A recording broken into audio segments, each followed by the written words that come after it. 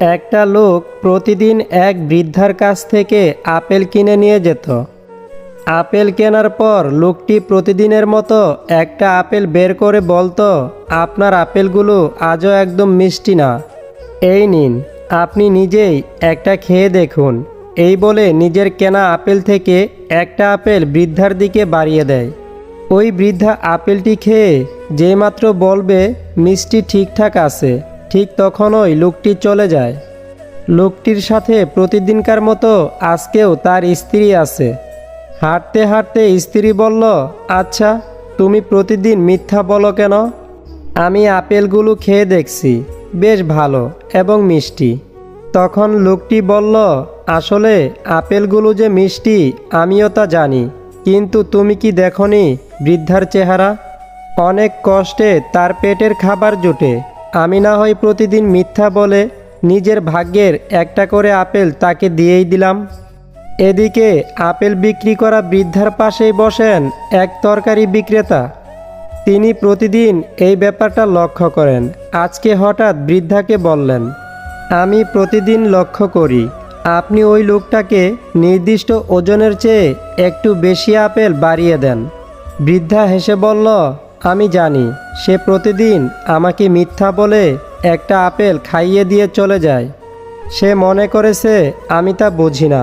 তার প্রতি ভালোবাসা রেখে আমার ওজনের পাল্লাটাও কেন জানি নিজে নিজেই ঢলে পড়ে। যে তোমাকে ছেড়ে চলে যেতে চায় তাকে কখনো বলো না আমি তোমাকে ছাড়া বাঁচব না। শুধু এতটুকু বলো, যদি অন্য কারো জীবনে বেশি সুখ পাও তবে যাও, কারণ জীবনটা তোমার। সুখের সঙ্গে টাকার কোনো সম্পর্ক নেই, টাকা শুধু চাহিদা মেটায়।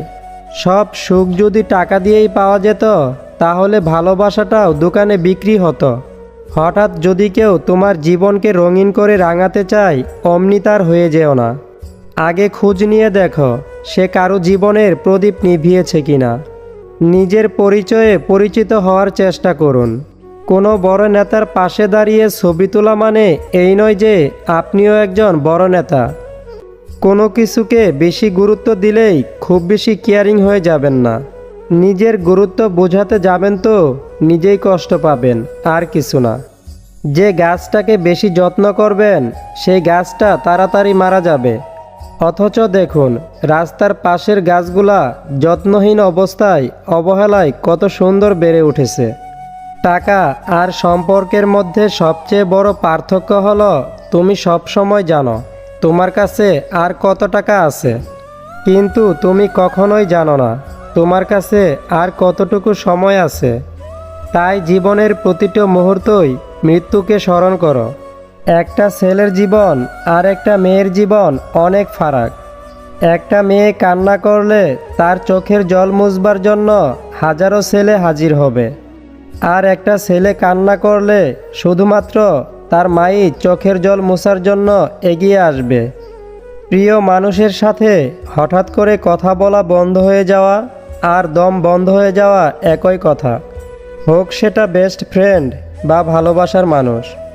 এমন কাউকে ভালোবাসো না যার কাছে প্রয়োজন ছাড়া তোমার আর কোনো মূল্য নেই, বরং তাকেই ভালোবাসো যে প্রয়োজনে অপ্রয়োজনে তোমার প্রয়োজন অনুভব করবে। কলিজায় জায়গা দেওয়া মানুষগুলোই একসময় কলিজায় আঘাত করে চলে যায়, এটাই বুঝি বাস্তবতা। কাউকে বাধ্য করো না কথা বলার জন্য, তুমি চুপ থাকো আর বুঝিয়ে দাও তাদের ছাড়াও তুমিও থাকতে পারো। হাত ছেড়েছে যারা শিখিয়েছে তারা। সব সম্পর্ক স্থায়ী নয়, নিজেকে নিজেই ভালো রাখতে হয়। দুর্ভাগ্যবান তারাই যাদের প্রকৃত বন্ধু নেই। আজ তুমি যেখানে আছো সেটা তোমার অতীতের কর্মফল, কিন্তু কাল তুমি যেখানে পৌঁছাবে সেটা তোমার আজকের কর্মফল।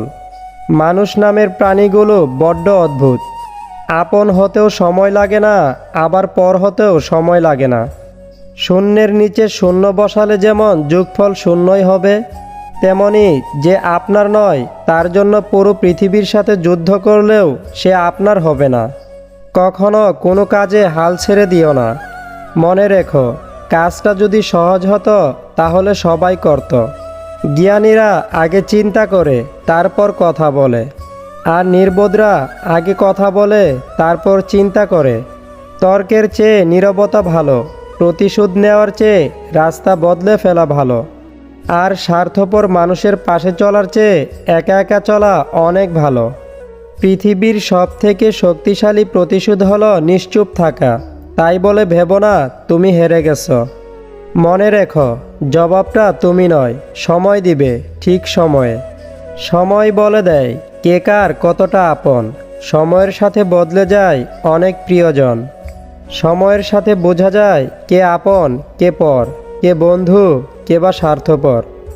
কয়লাকে শতবার ধুলেও তার ময়লা যায় না, তেমনি মানুষ বহু শিক্ষিত হলেও তার স্বভাব বদলায় না।